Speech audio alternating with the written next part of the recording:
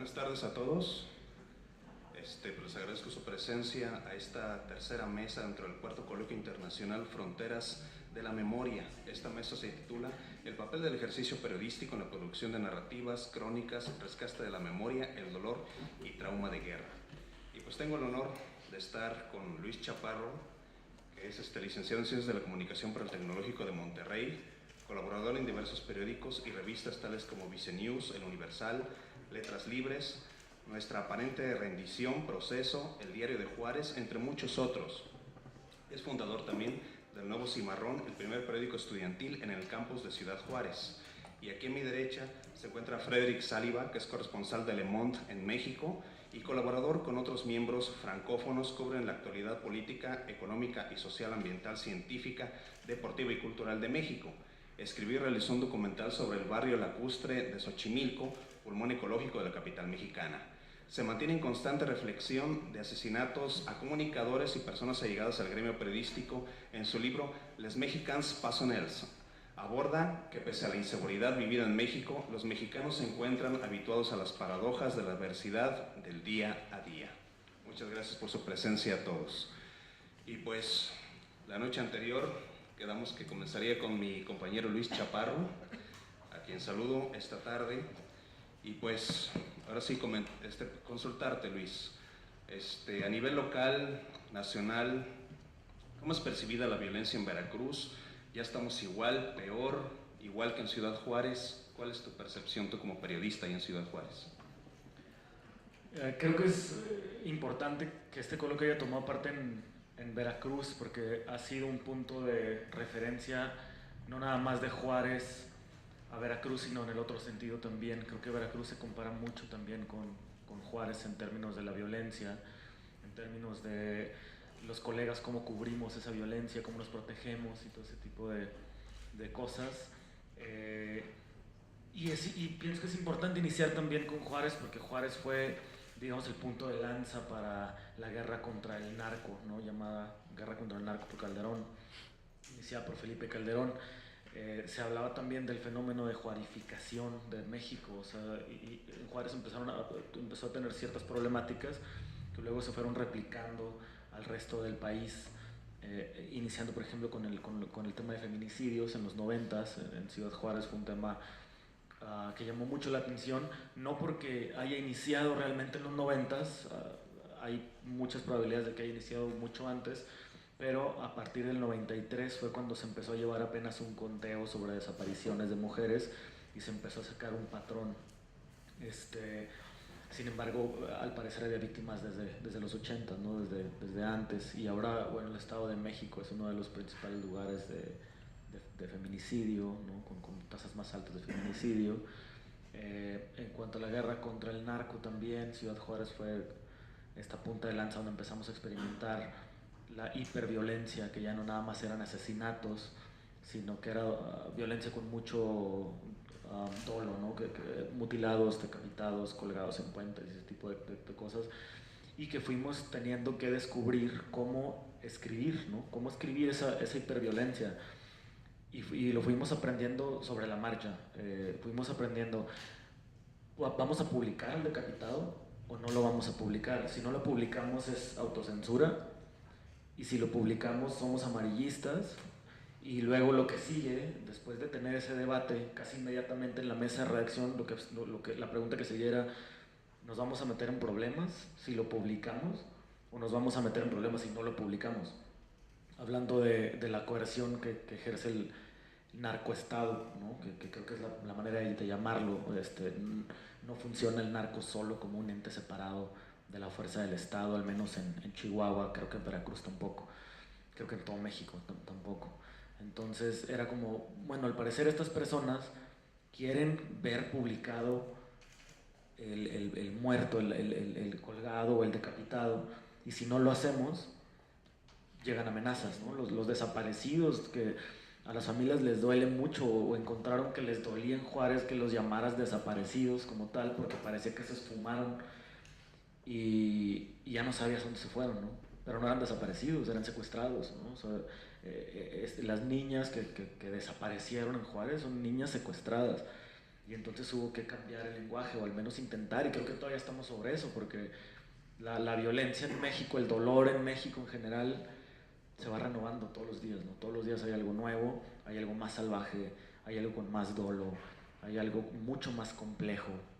Y entonces nos hemos ido, o nos hemos intentado ir renovando. El Diario de Juárez hizo una editorial en algún momento donde le preguntaba abiertamente al narco qué quieren de nosotros.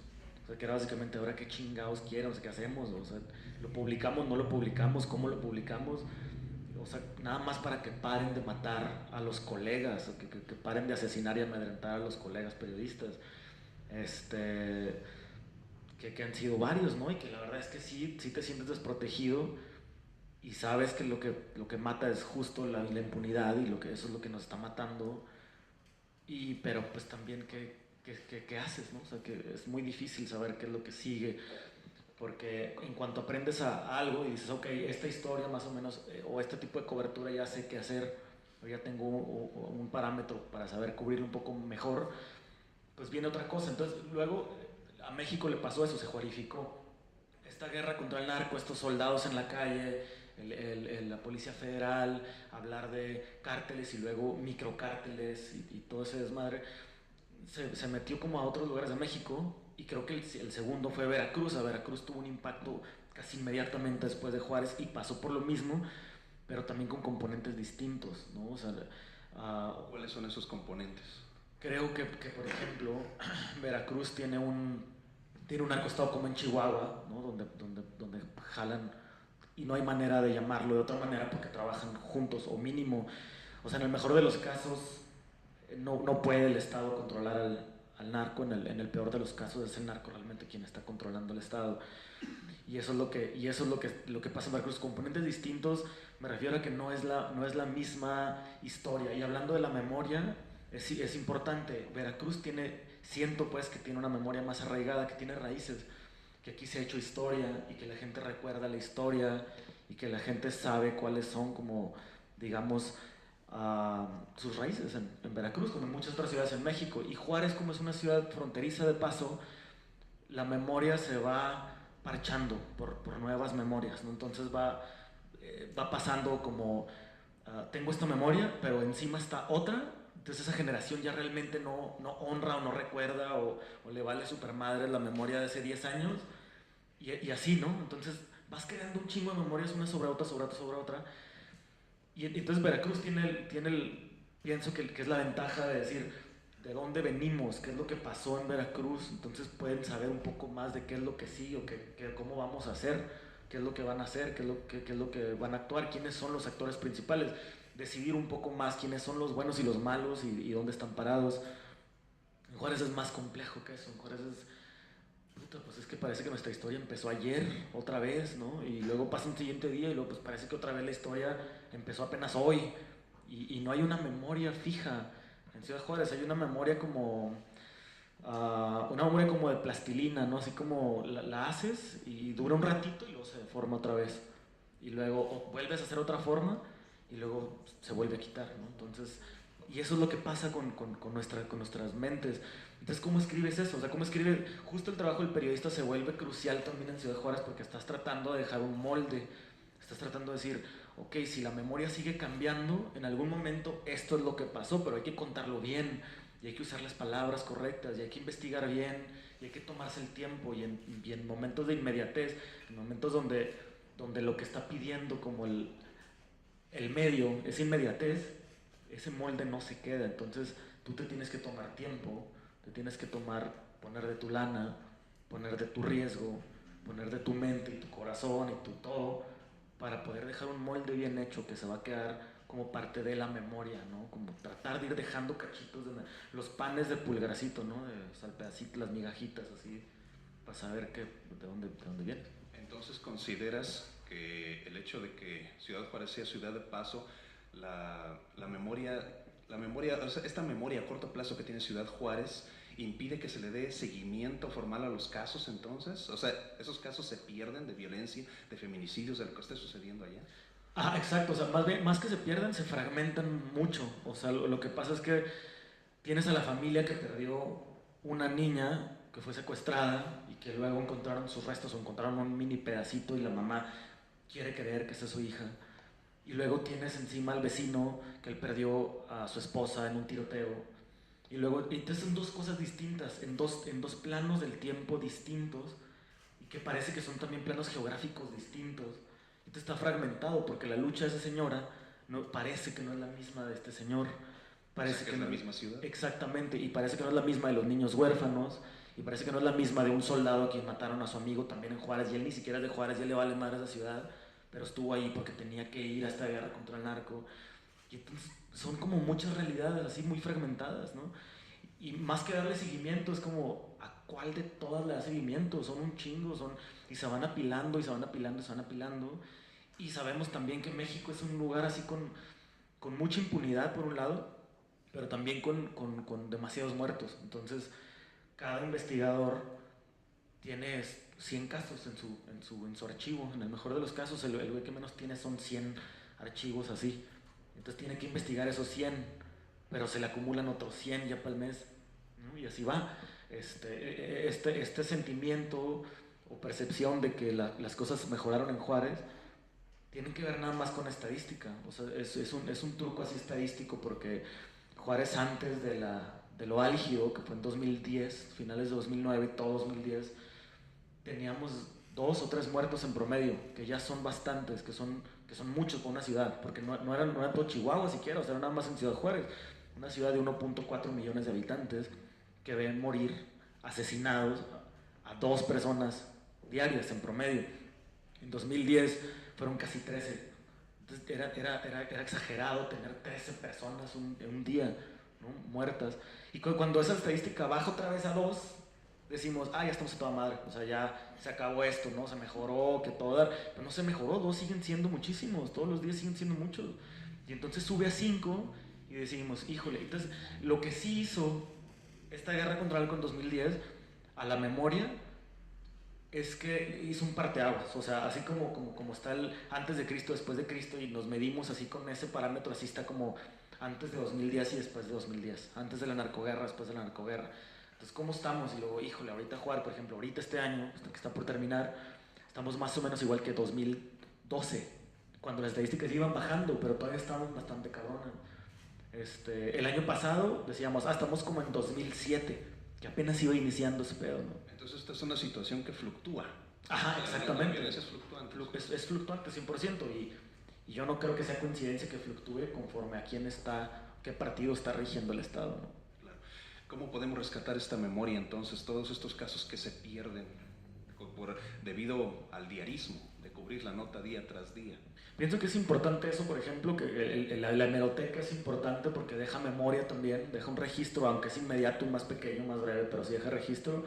Y luego pienso que hay gente que nos toca hacer algo más, ¿no? Y no lo puedes hacer de todos los casos, y no puedes escribir de todos al mismo tiempo, pero de alguna u otra manera tomas un caso que a ti te parece emblemático, que a ti te parece que reúne ciertos elementos para poder guardar historia, y muchas veces ese caso es el propio. ¿Cómo viviste tú en medio de todo eso? ¿A quiénes perdiste tú? ¿Qué les pasó y qué te pasó a ti? ¿Y qué te pasó a ti? Claro, siempre va a haber un testimonio más fuerte que otro. O sea, si dices, no, pues a mí me mataron a todos mis amigos, alguien va a decir, pues sí, entre todos tus amigos era mi novia o mi novio, ¿no? Entonces, sí, está más fuerte el testimonio, pero hay que interpretarlo y quedarse vivo en un lugar de muertos está cabrón. O sea, sí forma parte de tu memoria.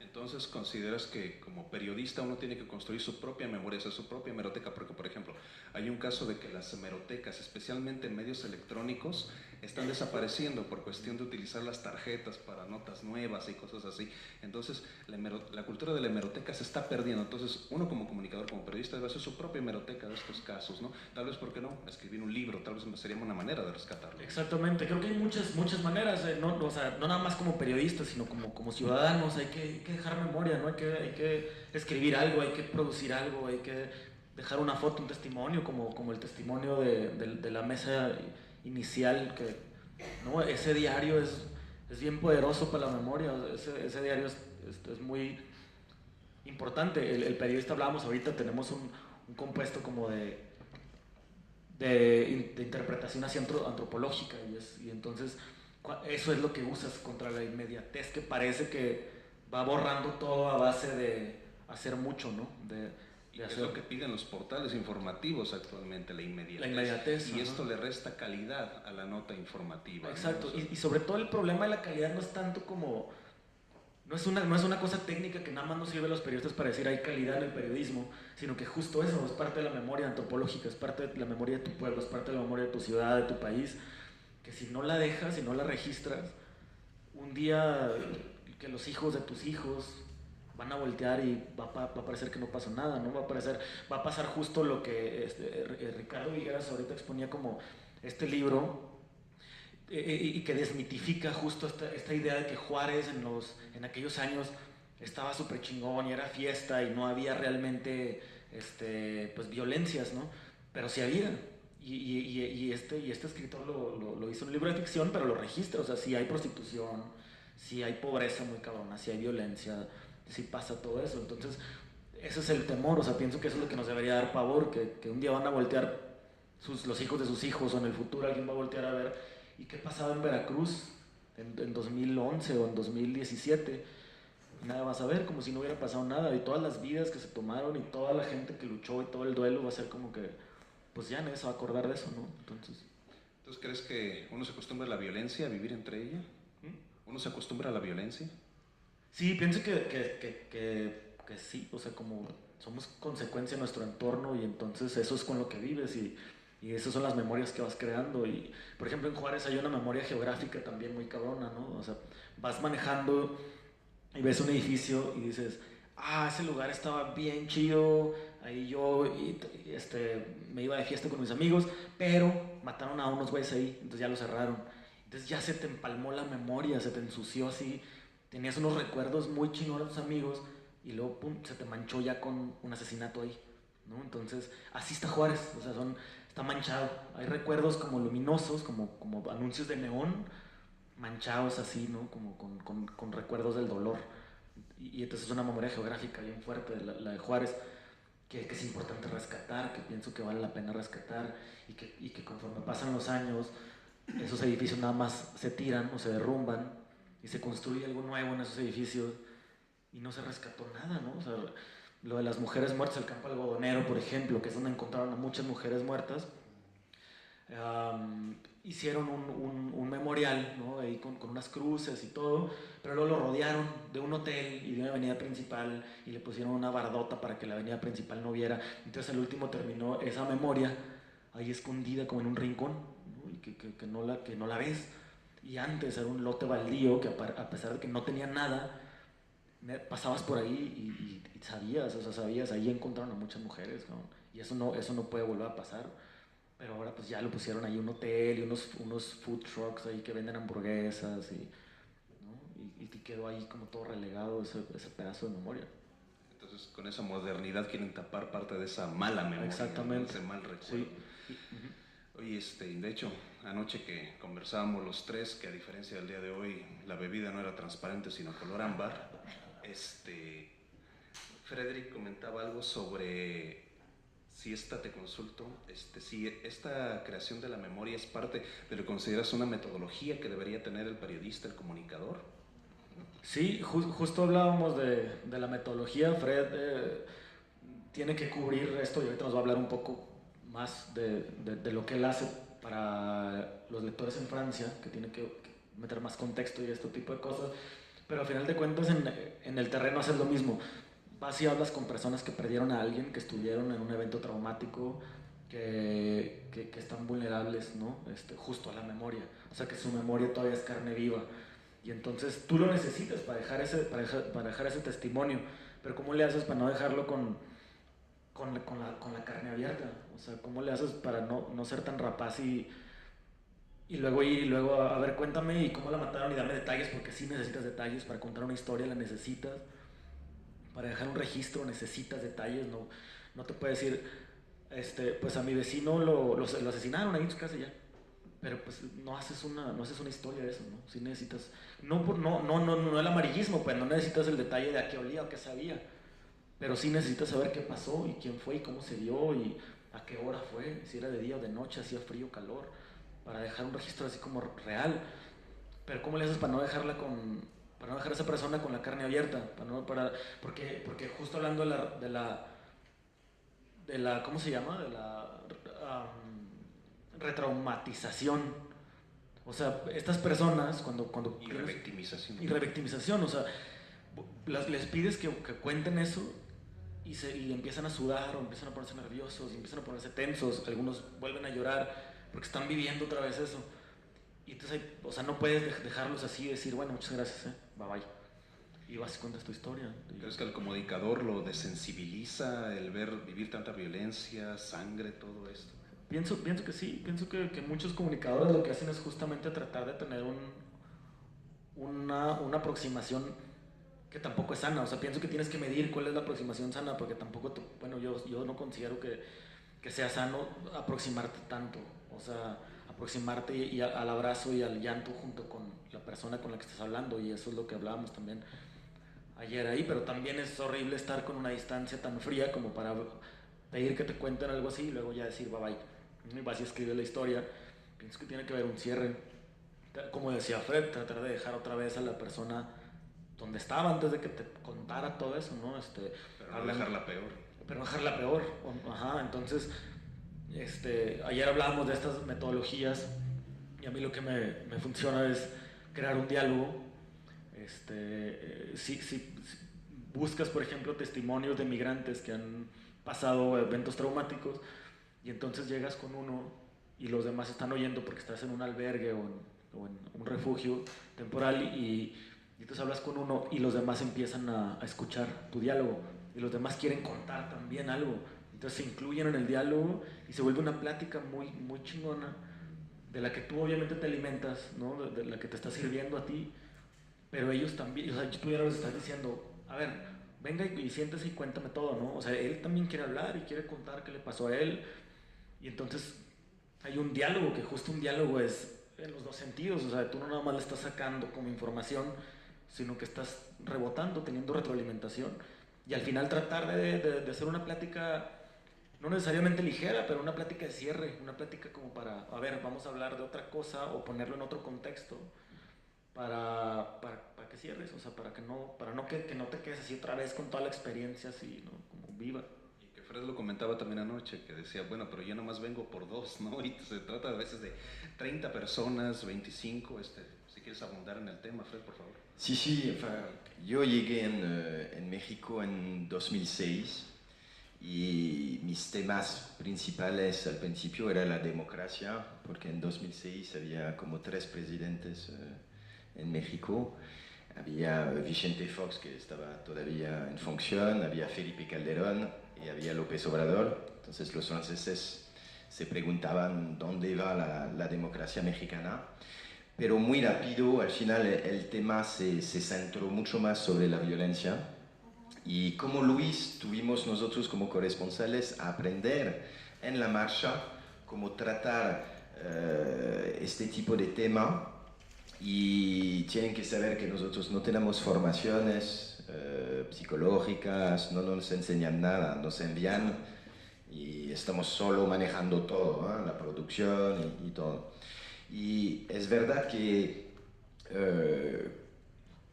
la posición del corresponsal es un poco diferente porque los lectores están a 9.000 kilómetros de aquí, entonces hay que dar un contexto y no podemos solamente describir las cosas, tenemos que entrar muy rápidamente. Esto es una cultura francesa del periodismo, donde tuvimos grandes escritores, Victor Hugo, Émile Zola, que eran periodistas. Entonces es un periodismo con mucho punto de vista, mucha explicación, mucho análisis, especialmente Le Monde es un diario así. Entonces no entramos en el amarillismo, entramos muy rápido en el porqué. Y muchas veces el porqué en México es muy complicado a entender, pero con los años avanzando el por qué vino mucho más de manera recurrente y es lo que un poco nos desespera también y ojalá que vamos un poco a practicar también del porqué de toda esta violencia. A mí cuando llegué lo que me impactó más es el lado masivo de esta violencia, porque hay dolor en todo el mundo, en Francia también, tenemos casos de pedofilia, tenemos crímenes, pero son excepcionales, son cosas muy, muy particulares. En México, y me recuerdo uno de los primeros reportajes que hice en Ciudad Juárez, tenía una cita con papás de desaparecidos, y yo pensaba que, porque trabajando para encontrar este tipo de población, nos acercamos de ONG o de albergues de religiosos, tenemos este tipo de fuente para entrar y que la gente tiene confianza con nosotros.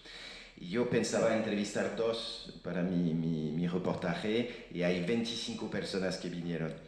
En este caso es como una ola que nos viene con cada historia diferente, cada documento, y me recuerdo que me quedé 5 horas con ellos porque yo quería escuchar a todos, pero me superó al final este dolor y es la primera cosa que a mí me impactó mucho, es el lado masivo. Me recuerdo también de un caso en Boca del Río, cuando hubo una montaña de cuerpos en una avenida cerca de un centro comercial de lujo. Las Américas. Y yo me recuerdo el shock que pude tener yo diciéndome si quería escribir una novela, nunca hubiera escrito algo así, es que la realidad va más allá que la ficción, y que los años pasando hay una forma de tolerancia, es que hoy, por ejemplo, si hubo un afrontamiento ahora en una cárcel, hay 13 muertos, no hago una nota hoy, la hubiera hecho hace 11 años. Es que ahora es la cantidad, es como si nos acostumbramos a si no hay más de 40 muertos, no escribimos la nota.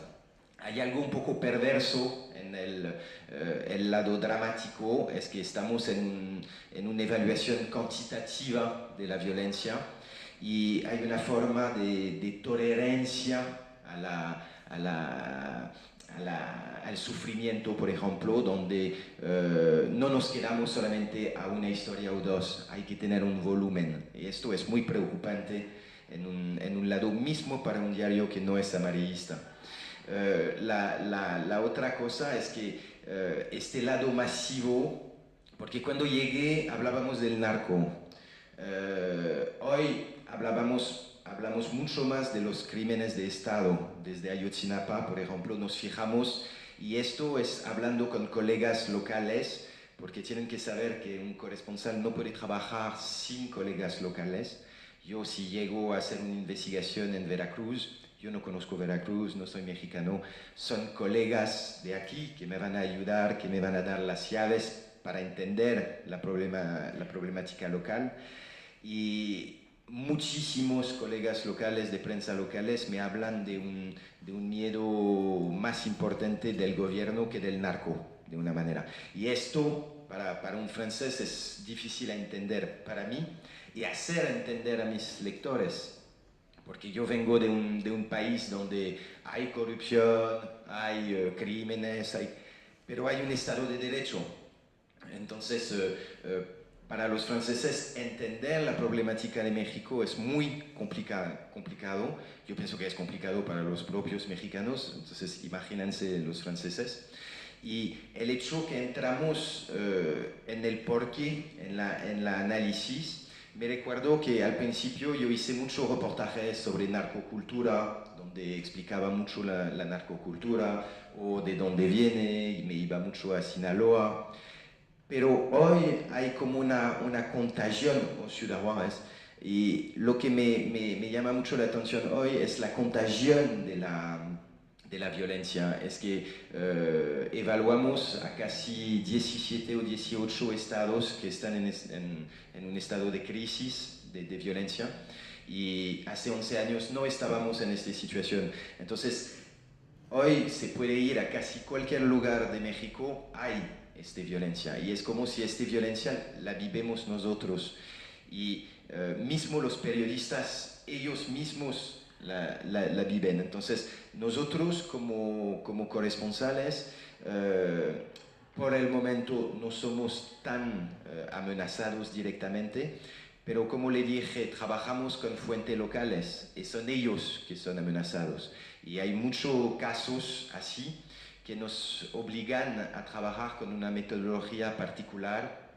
Hay, por ejemplo, varias entrevistas que hacemos en coche, manejando, para que no nos ve. Entonces, cuidamos también mucho los celulares, porque hay todo este cuestión de escucha. Tenemos como que conocer algunos, por ejemplo, WhatsApp es un medio que es muy fácil de escuchar, de bloquear. Entonces cambiamos. Antes era Telegram, ahora Telegram no está seguro, entonces tenemos que cambiar.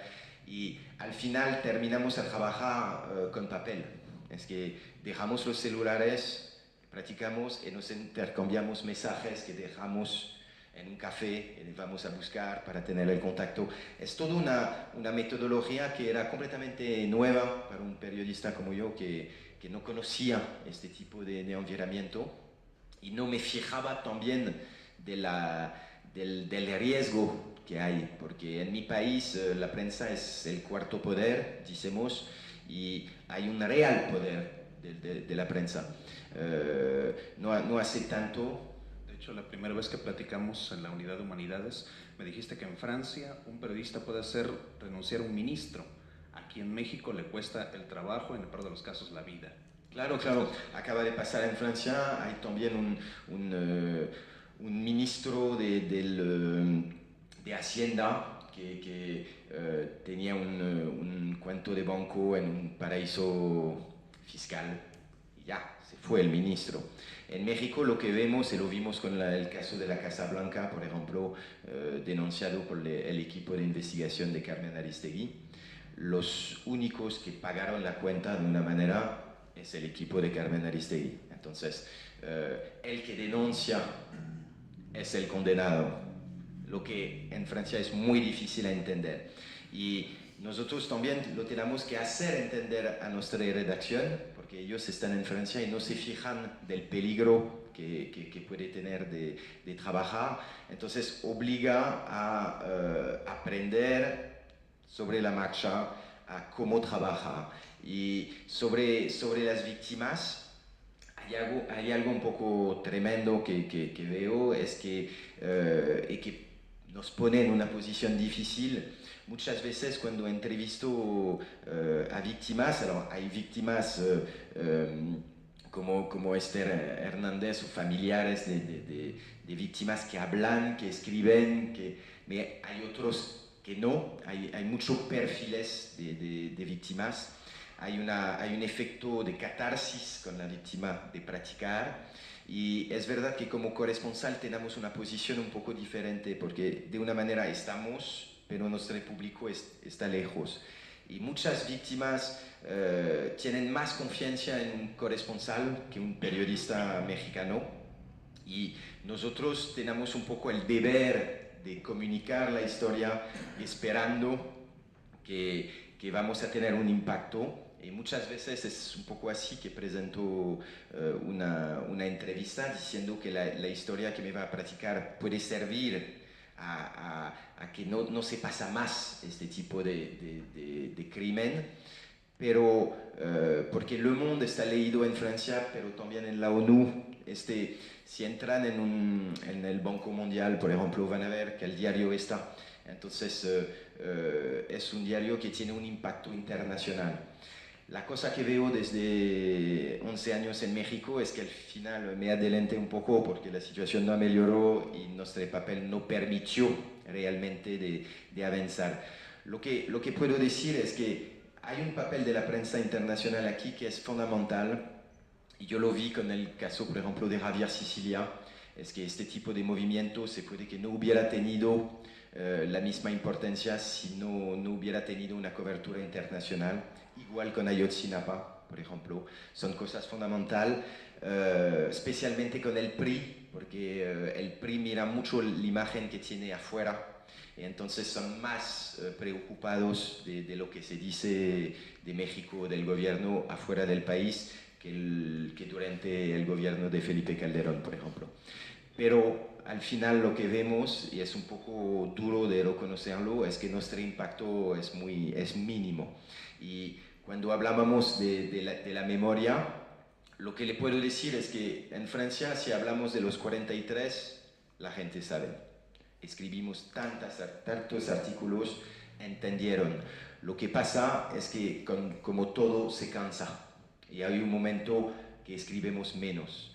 Por ejemplo, hace poco hubo el aniversario y yo no escribí nota sobre el aniversario porque hace mucho. Esperamos que vamos a tener más como información para poder seguir la historia.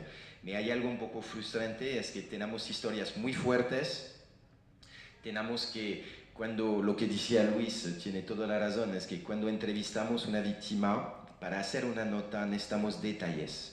No podemos solamente decir que la persona, su hija desapareció, necesitamos saber la hora, dónde, por qué, si hay culpable, si no. Entonces, este tipo de detalle puede victimizar de nuevo la víctima, porque la víctima va a la policía, el familiar está victimizado, las ONG les piden de practicar su historia, nosotros llegamos de nuevo a la historia y siempre revive. Lo que nos obliga a nosotros a tener una metodología y yo lo veo mucho con los niños, por ejemplo, porque vemos un fenómeno muy preocupante en México, son los niños de América Central que atraviesan el país y que nosotros entrevistamos de manera seguida. Y estos niños vivieron eventos traumatizantes, me recuerdo de uno, y no hay que ir solamente a Chiapas o al norte del país, ¿eh? A 20 kilómetros de la Ciudad de México se encuentra muchísimo. Y el último reportaje que hice, me recuerdo que entrevisté un chico que tenía 12 años, que venía de Salvador, y que se salió porque vio un grupo que quemó su mejor amigo enfrente de él. Y tuvo un shock y se fue solo. Y lo que veo en este tipo de entrevista es que viven un trauma en su país que motiva la salida, viven un trauma en todo el camino en México, y nosotros llegamos y necesitamos poner en orden, porque la gente, cuando entrevistamos a alguien que tiene un dolor muy fuerte, hay muchos perfiles, ¿eh? Hay gente que hablan, necesitan, hay otros que no, y hay otros que enseñan la historia de manera desorganizada, como si sería el trauma que da la línea de la narración. Y necesitamos tener esta construcción nosotros narrativa. Entonces, hay veces hay que hacer repetir, hay que ver. Entonces, necesitamos mucho tiempo. Y lo que decía Luis es muy importante, es algo que aprendimos en la marcha. Por ejemplo, es que con los niños empezamos por práctica así, hay veces cantamos una canción, dibujamos, entrevistamos, y es el después que es muy importante, de dibujar de nuevo, de cantar una canción para bajar la tensión, porque si no la carga emocional es demasiado fuerte, y a este momento, mismo si nuestro artículo va a tener un impacto, la persona paga un precio demasiado importante a recordar la historia. Entonces estamos un poco en este paradoja de respetar y una cuestión también ética, de no, para una nota, no dañar más una persona que fue dañada. Entonces, toda esta metodología de no revictimizar, toda la idea también de contextualizar, son cosas que nadie nos aprende esto. Lo vemos sobre la marcha y cada uno hace lo que puede. El problema del... Entonces, ¿consideras que hace falta formación académica en tratamiento de personas entrevistadas que son víctimas de violencia, ¿no? Claro, porque, de nuevo, en México no estamos en una guerra. Es lo que llamamos nosotros conflicto de baja intensidad. Es que caminamos en la calle de Jalapa y todo está maravilloso, estamos tranquilos, está bonito, y a un momento va a tener un impacto, va a tener una balacera, un crimen que sale de la nada. Y esto necesita una formación. Es completamente diferente de ser corresponsal de guerra, porque corresponsal de guerra vamos con el ejército francés, por ejemplo, hay una línea, de una manera hay los buenos, los malos, nos dicen esto, nos ponemos aquí o allá, las cosas son claras. Aquí nada está claro. Hay narcoperiodistas, hay narcocomerciantes, narcotaxistas, ¿quién es quién? Entonces, cada uno tenemos nuestros trucos, por ejemplo. Yo no digo que soy periodista cuando me voy en una zona peligrosa. Yo digo que trabajo con niños en Francia, que soy profesor para niños. Eso también se puede prestar a peligro. Sí, pero es el país del niño rey. Entonces, la familia es importante y yo supongo que es complicado de hacer un trabajo y de no poder decir que somos periodistas. Hacer preguntas, pero no oficialmente. Empezamos nuestro trabajo sobre una mentira. Y esto es complicado. Es que hay que aceptar de hacer un trabajo que no va a ser el mejor. Hay veces hay preguntas que no hago. Me recuerdo de una niña muy bonita de Honduras que encontré en México y que fue violada muchísimas veces y que no lograba hablar de esto. Y no insistí, lo dejé.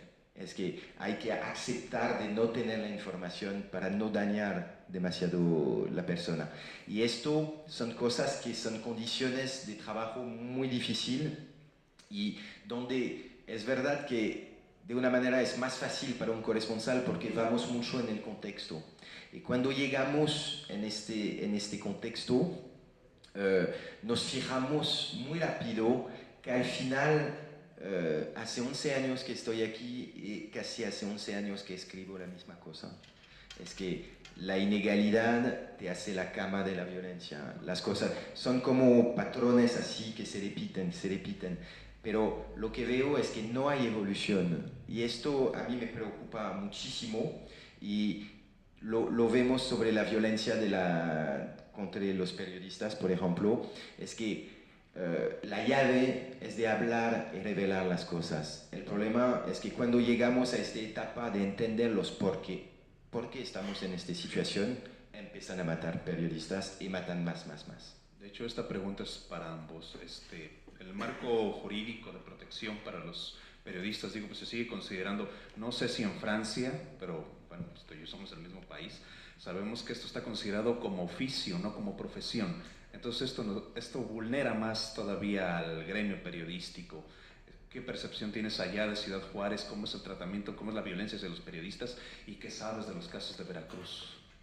Creo que también es una cosa que se comparte mucho, que compartimos mucho entre Veracruz y Chihuahua, la violencia contra periodistas, ¿no? O sea, Veracruz, si no me equivoco, tiene como el primer lugar en violencia contra periodistas. Chihuahua está en el segundo lugar, ¿no? Entonces, es una cosa también que compartimos, es una cosa que de nuevo se replica en todo México. ¿Por qué estos lugares, no? ¿Por qué lugares como Veracruz y por qué lugares como Juárez o como Chihuahua?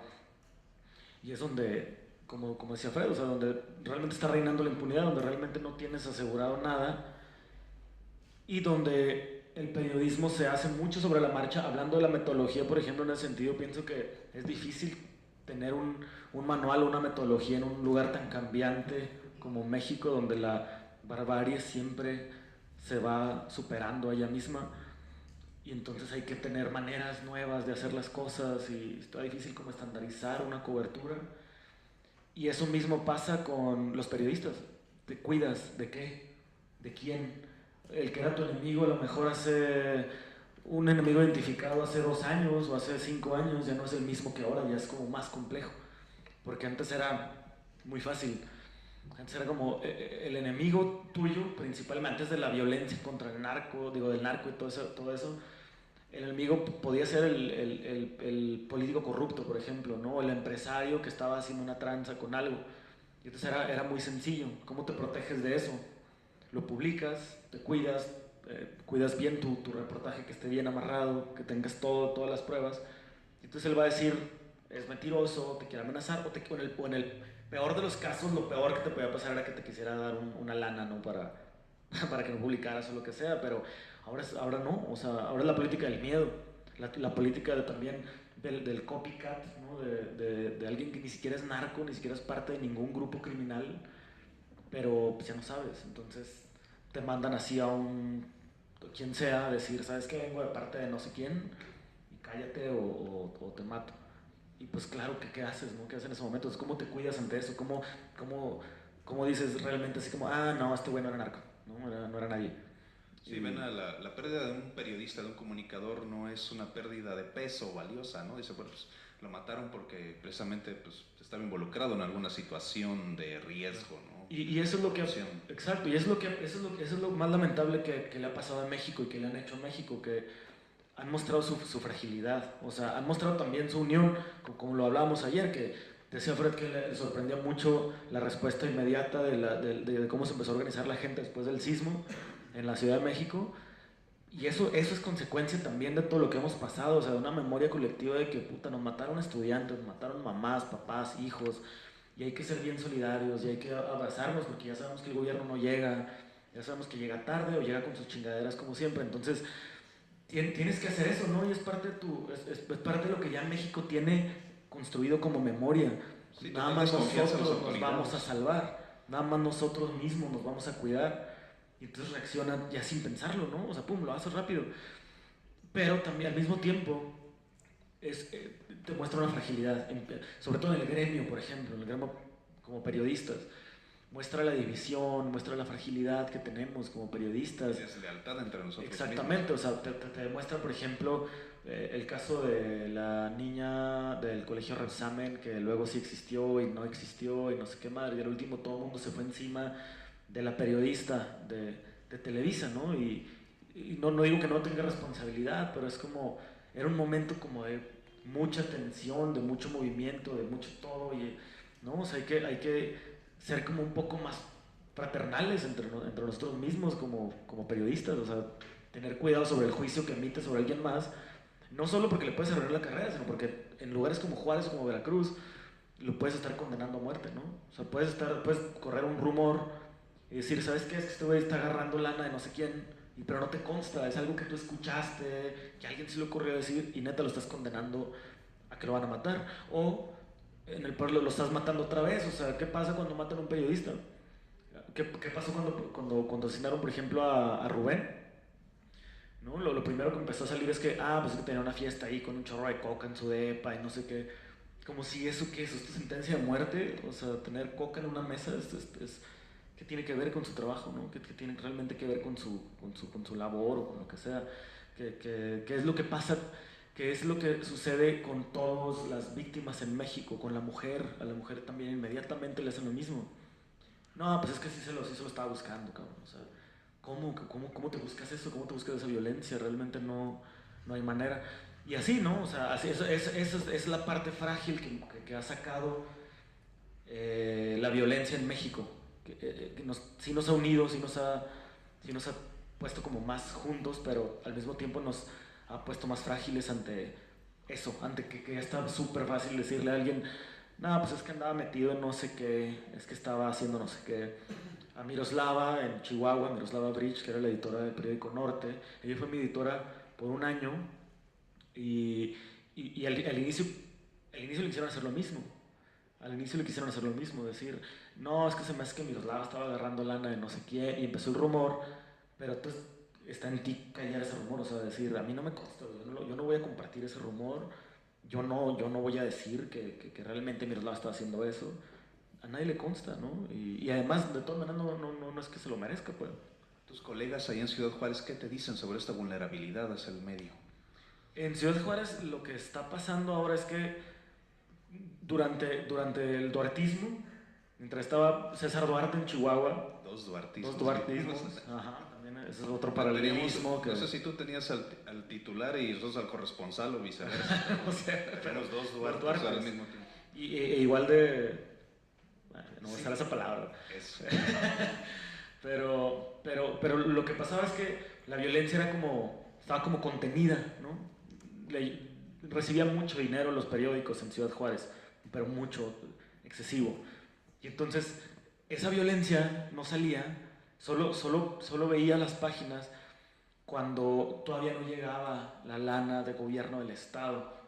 Era cuando, ¿sabes qué? Y escuchabas la reacción abiertamente, ¿sabes qué? Tiene un mes el gobierno del Estado que no avienta la feria, ¿quién se va a encargar de ponerle un chingazo? O sea, vamos a buscar algo y hasta que suelta la feria. Entonces ya, había una campaña de una semana, a veces duraba menos, 3 días, de portadas de un asesinado aquí, matan a no sé quién, 3 muertos acá, así, hasta que caía la feria y no, ese ya no es nota, güey. O sea, eso ya no entra, ¿no? Otra vez lo mismo, no, esa nota ya, quién sabe qué.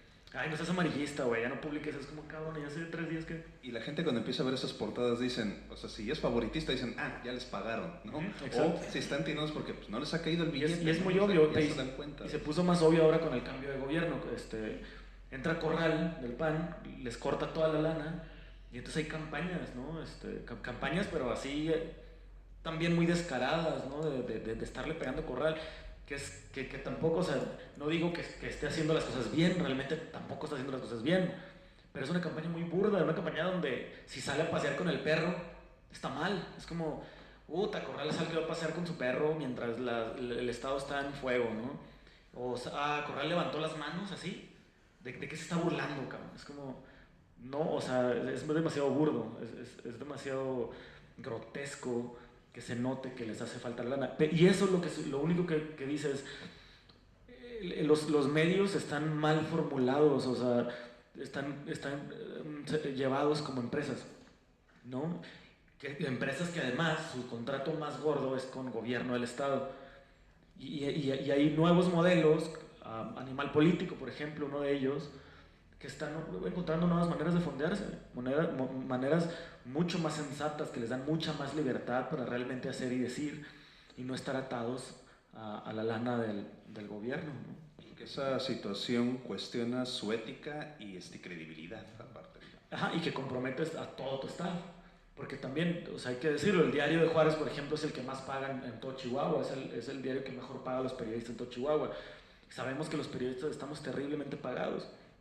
Entonces, pues, tienes que sostener una familia, tienes que vivir de algo, y dices, pues te busques un trabajo en el diario de Juárez. Aunque sabes que sí, que son corruptos, que sabes que agarran lana, que hay campañas, que todo, pero de todas maneras no es el mejor, es el que mejor paga. Y luego antes estaba El Norte, que era como de alguna manera el contrapeso del diario, y ya no existe, desde que mataron a Miroslava lo cerraron. Entonces, pero también lo cerraron otra vez, o sea, pasa lo mismo, no lo cerraron por el asesinato de Miroslava. Era un plan que ya tenía el dueño, que ya no lo había comentado durante años, de que ya necesito cerrar el periódico porque ya no le estoy sacando lana. Y le cayó perfecto el asesinato de Miroslava para decir, pues ya, me agarro de esto para tener como el pretexto y cerrar el periódico y decir, lo cerré por la violencia. Sí fue factor, pero no fue definitivo. ¿Consideras que todos estos temas, tanto la violencia, esta situación que sucede en los medios, los asesinatos, está mitificado el tema de Ciudad Juárez a nivel nacional? O sea, ¿crees que sí se está diciendo lo que está sucediendo realmente? Pienso que sí, o sea, pienso que sí, no, o sea, sí está mitificado, sí hay una idea de lo que te vas a encontrar en Juárez, pero pasa lo mismo con Veracruz. ¿Qué es lo que decía Fred? O sea, sales a la calle, no es como que te dan un tiro en cuanto caminas, pero sí está la posibilidad, de todas maneras, ¿no? Entonces, es como un sí y no, sí hay un mito sobre Juárez, sí hay una preconcepción sobre Juárez, pero que sí tiene un sustento real, o sea, no es como que estas cosas no pasan, ¿no? Sí están pasando. Y pues para Fred, ¿cómo es vista, digamos, la vulnerabilidad para los representantes de los medios a nivel nacional e internacional? ¿Cómo es ahí en Francia?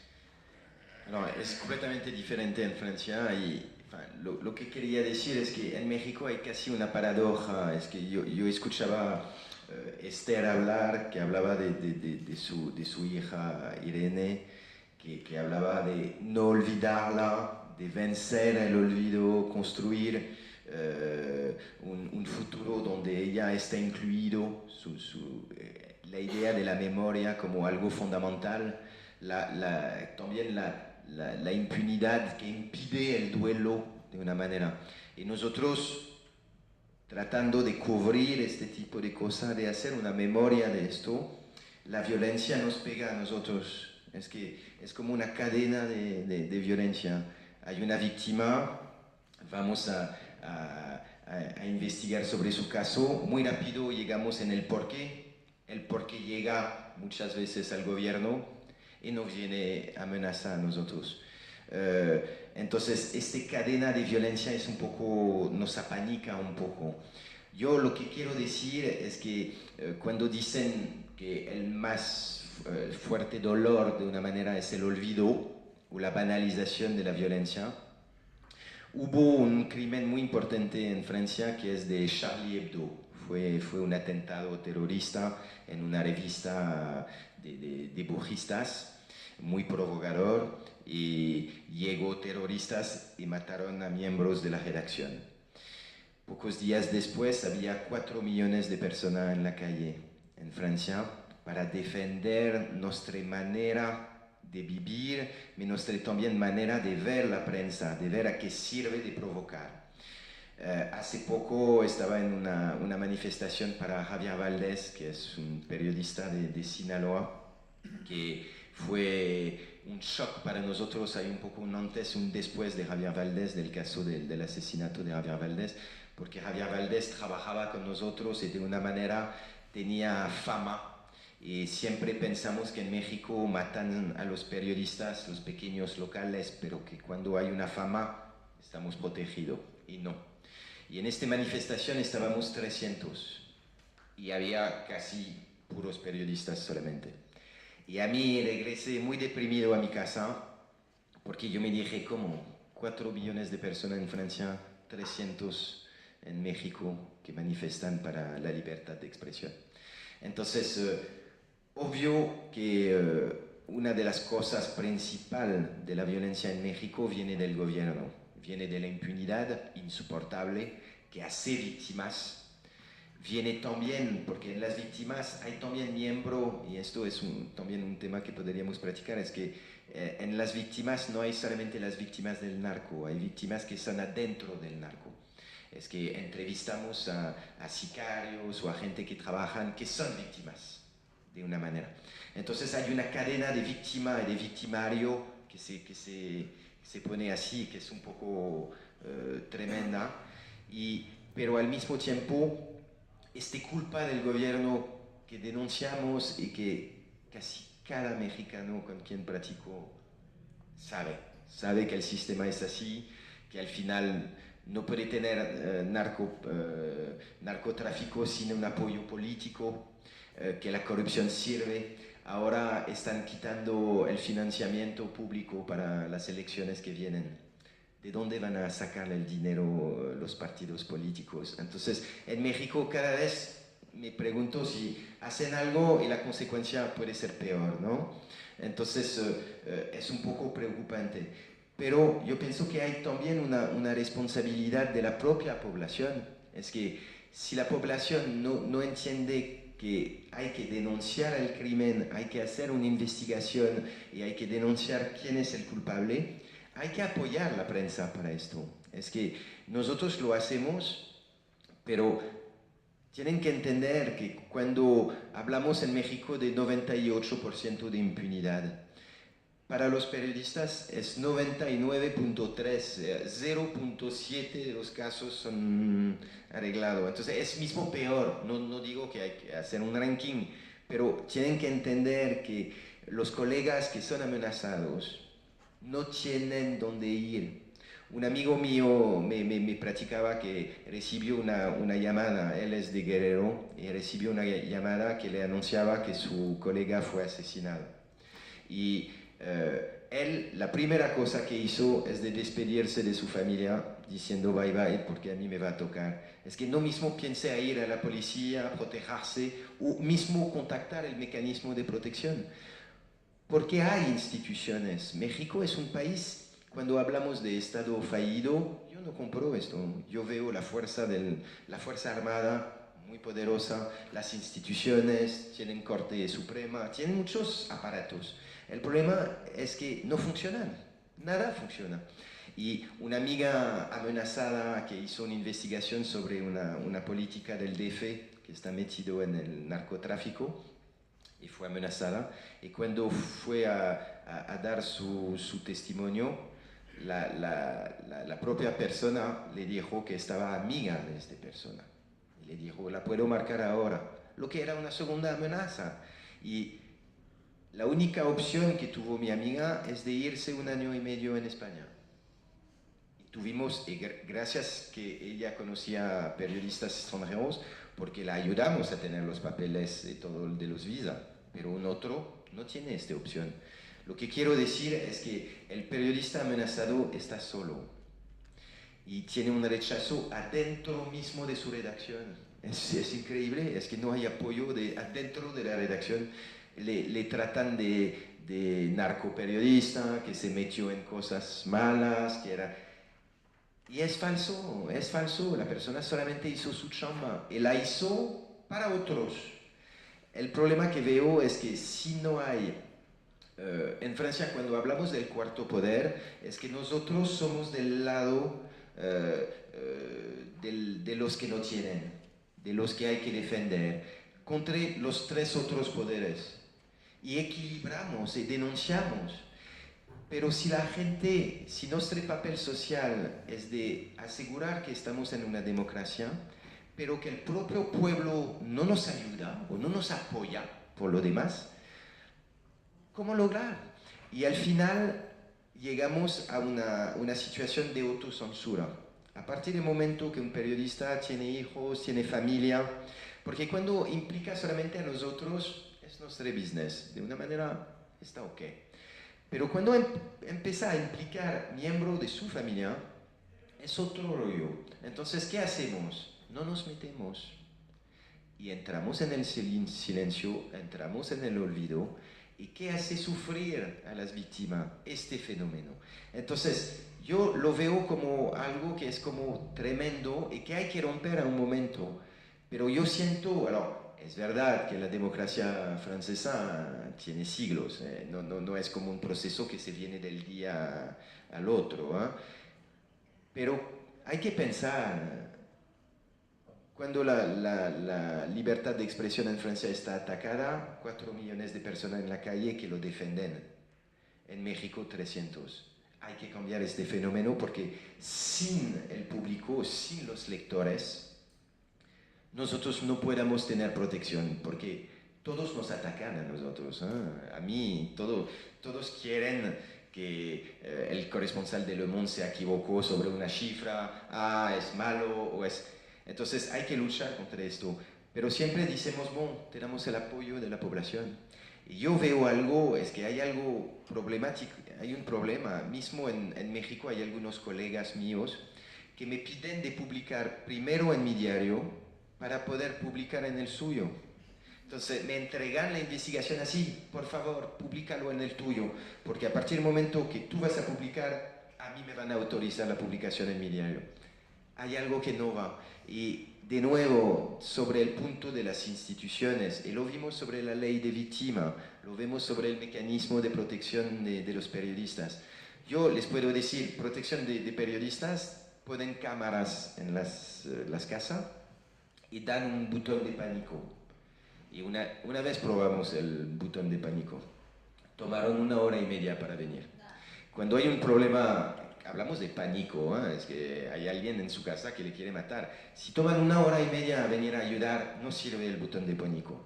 Entonces, ¿cuál es realmente la solución?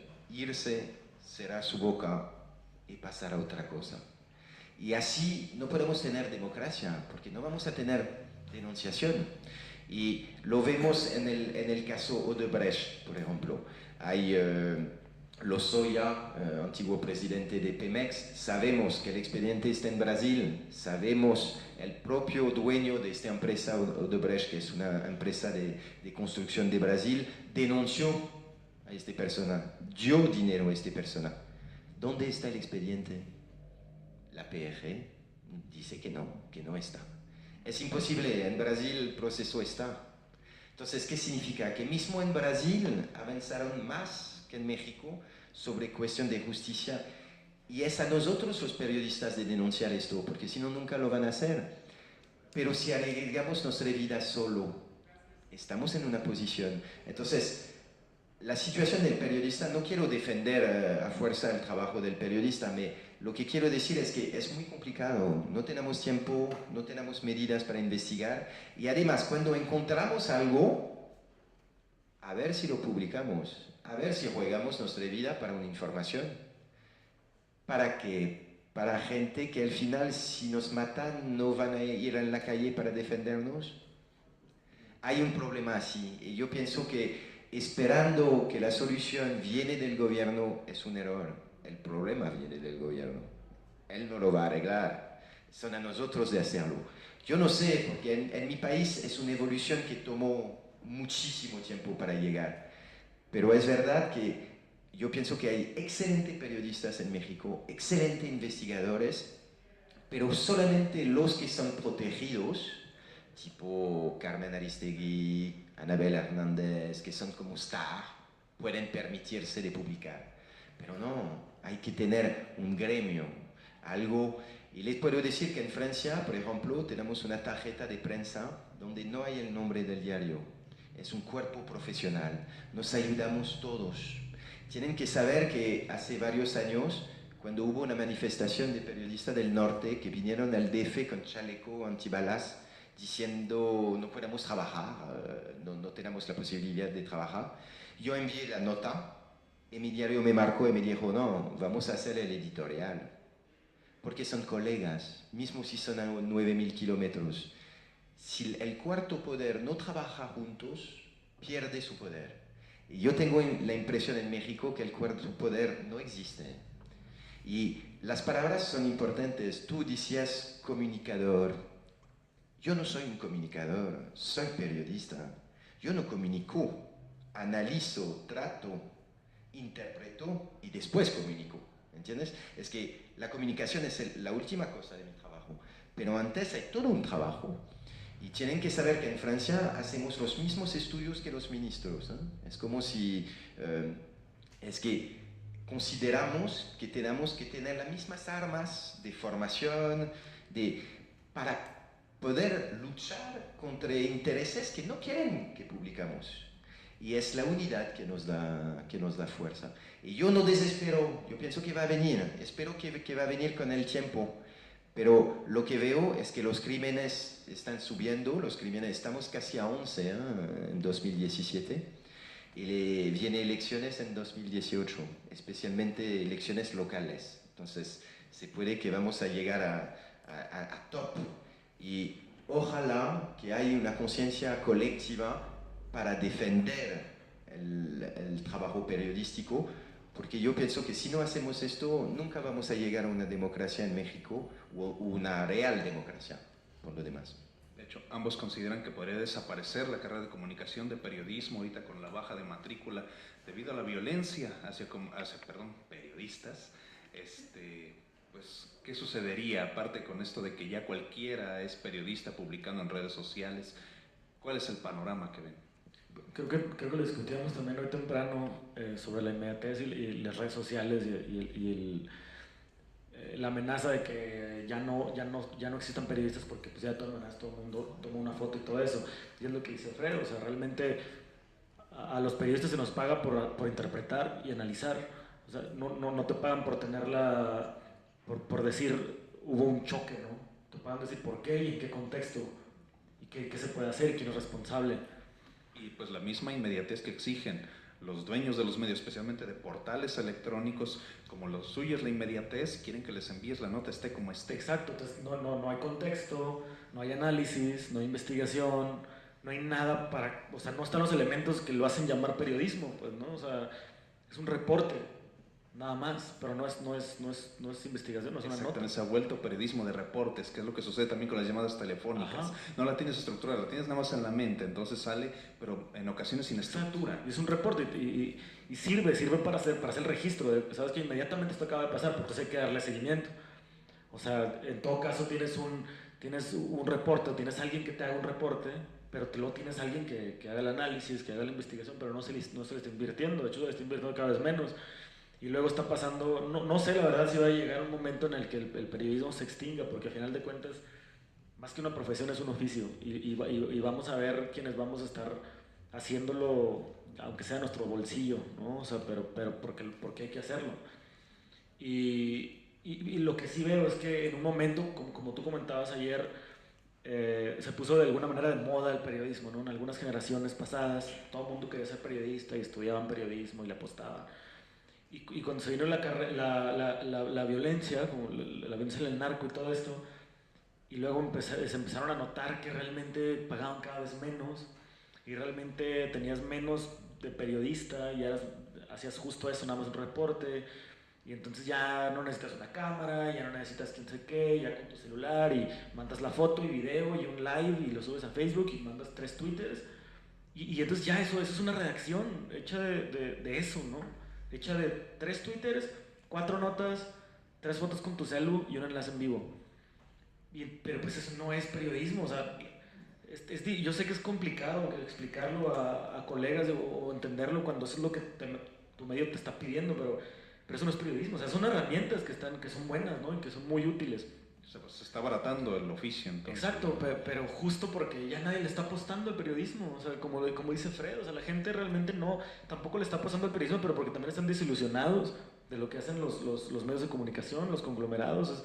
Es una sociedad que también se ha desilusionado mucho, porque se han dado cuenta de que sí, o sea, el periodista sí se vende, el periodista sí, pero luego lo toman individual, ¿no? O sea, dicen, es Jorge, no es su medio, es Jorge el que agarra, y el medio también, o sea, te abre inmediatamente y dice, no, pues fue Jorge, se lava las manos. Pero tú, ¿qué estás haciendo? O sea, tú como medio, ¿qué le estás ofreciendo a Jorge para que trabaje bien, para que haga un trabajo digno? O sea, un periodista ahorita en México realmente trabaja básicamente de su conciencia. Es lo que llevas, ¿no? Es lo que traes en las bolsas. Es como, pues sí, que no me están pagando y lo estoy metiendo yo feria de mi propia bolsa, todo, pero mínimo mi conciencia está limpia. Pero no se vale vivir de eso, ¿no? O sea, ¿quién vive realmente de una conciencia limpia? Hay también algo, es que la rapidez que tú hablas de cuando hablábamos de fenómeno de revictimización o de tomar el tiempo con una víctima, cuando quieren la nota en 2 horas, ¿a qué momento hacemos un buen trabajo? O sea, ¿a qué momento respetamos la persona enfrente? Es como, es una carrera así y pierde su sentido. La cosa que veo yo es que hay un fenómeno en Francia donde sí hay una rapidez, pero hay también revistas que son mensuales, que son artículos de fondo, documentales, y al final es esto que nos salva a nosotros. Es a partir del momento que hacemos un trabajo de diario, pero escogemos un tema y hacemos una película, hacemos un libro, trabajamos un año y medio, y esto nos permite de equilibrar y de ir a fondo. Pero preguntar al periodista de respetar a la víctima, de pelear con su jefe para publicarla y además ser criticado, porque nadie sabe que tenemos muy poco tiempo para hacer las cosas. Hace un oficio más difícil cada día, pero también más necesario. Es que es verdad que es una vocación.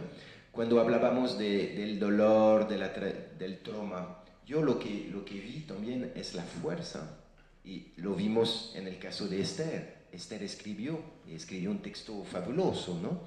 Es que hay como una sublimación del dolor. Yo me recuerdo, por ejemplo, Javier Sicilia. No sé si Javier Sicilia era un líder antes, era un poeta, pero se puso líder. Hay un caso también de Florence Cassé, no sé si escucharon de francesa que pasó 9 años en una cárcel mexicana acusada de secuestro. Yo la conocí muy bien y yo vi la evolución de la personalidad. Estos papás familiares de desaparecidos, qué fuerza, hay una forma de superar el dolor para hacer algo que se ponen actores políticos. Y yo tengo una admiración, yo no sé si podría hacer la misma cosa. Entonces, es también esto, reportear, es que no es solamente describir el problema, es también enseñar personalidades y ayudar también a gente a superar como un modelo. Si, por ejemplo, tendría que hacer el perfil de Esther, yo estoy seguro que ayudaría a muchas personas diciendo, yo puedo escribir, yo puedo hacer esto, puede servir. Y si el gobierno no hace su papel, por lo menos la persona actúa para aguantar esto y crea algo que es muy fuerte. Entonces, el periodismo, muchas veces a mí me critican en Francia, amigos aquí, que me dicen, tú das miedo a mis papás, en México es súper agradable, ¿por qué hablas de desaparecidos o de cosas? Porque es mi chamba, yo tengo que poner la pluma en la herida, porque si no lo hago, nadie lo va a hacer. Pero al mismo tiempo no oculta que hay como personalidades que se crean alrededor del dolor y que hacen que lo subliman, que se ponen de una manera en una posición que nunca hubiera llegado sin este dolor. No justifica el dolor, me da también una posibilidad de algo positivo. Porque hay gente que me dicen, yo no leo los diarios porque me deprime. Entonces yo decido de no ver. Un día le va a tocar algo. A no ver las cosas, reproducimos las cosas. Entonces yo supongo que hay que romper el tabú, hay que tener una conciencia. Yo sé que un diario cuesta 10 pesos, me comprar el diario, solamente comprarlo, es un acto ciudadano.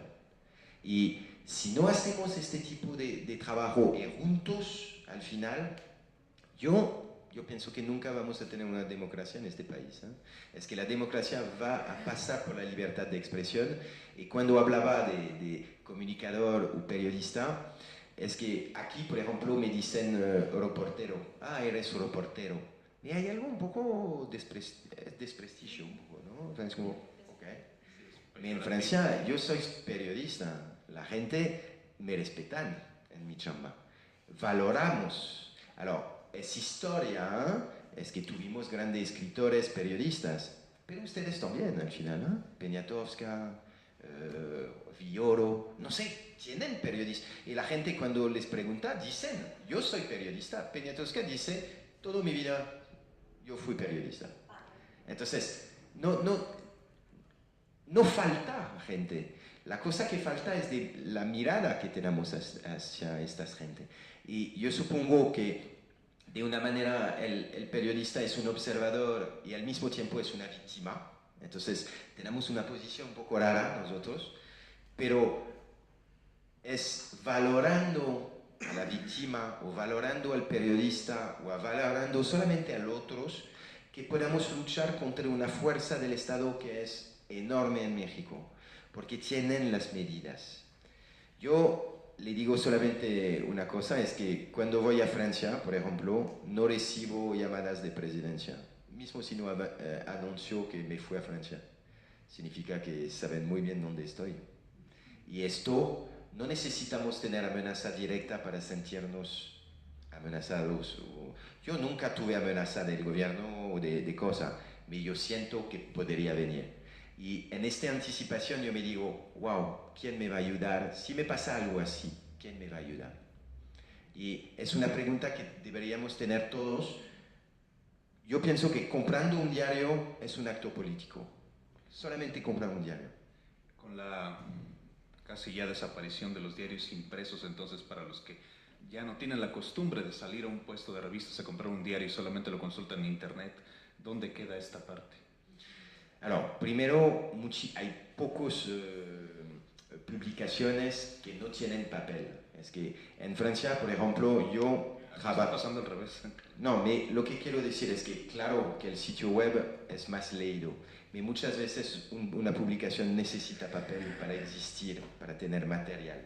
Yo lo que puedo decir es que la nota del web yo la hago muy rápido, la nota del papel la trabajo mucho, porque va a quedar. Entonces, existe todavía este tipo de cosas. Me mismo tomar una suscripción a un sitio web o algo es un acto político. Es que el ser ciudadano no es solamente recibir, hay que dar también.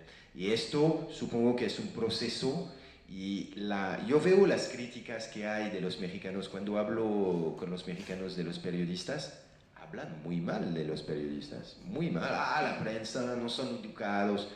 Yo les digo honestamente, yo no sé si hubiera sido periodista en este país yo. Cuando veo el salario, el tratamiento y además los riesgos, lo hubiera pensado 2 veces. En mi país es un trabajo chingón.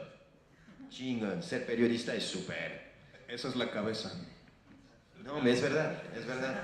Y a mí me gustaría que hay esto, porque ¿para dónde vamos a cambiar las cosas? ¿Cuántas víctimas vamos a escuchar? La historia de Esther, yo la escuché 1000 veces, esta historia.